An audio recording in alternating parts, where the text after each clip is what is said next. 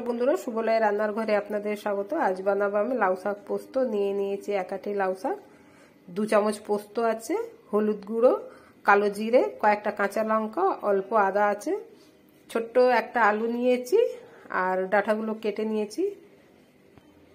পোস্তটা আমি বেটে নেব। পোস্ত, কাঁচা লঙ্কা আর আদাটা আমি বেটে নিচ্ছি। কড়া গরম হয়ে গেছে, দিয়ে দেবো সর্ষের তেল, ফোড়ন দেবো কালো জিরে, দিয়ে দেবো ডাঁটা আলু, ভালো করে ভেজে নিতে হবে।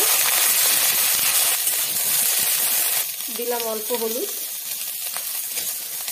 দেবো আদা বাটা, দিয়ে দিলাম কাঁচা লঙ্কা বাটা, দেবো স্বাদ মতো লবণ, দেবো ধোয়া শাকটা, ঢাকনা বন্ধ করে সেদ্ধ হতে দেবো। আমি এখন জল দেব না, দিয়ে দেবো অল্প চিনি। আমার শাকটা আরো অল্প সেদ্ধ হবে। শাকটা সেদ্ধ হয়ে গেছে, দিয়ে দেবো পোস্ত বাটা। জলটা শুকিয়ে গেলে নাড়িয়ে চাড়িয়ে আমি নামিয়ে নেব। ঢাকনা লাগিয়ে জলটা শুকাতে দেব।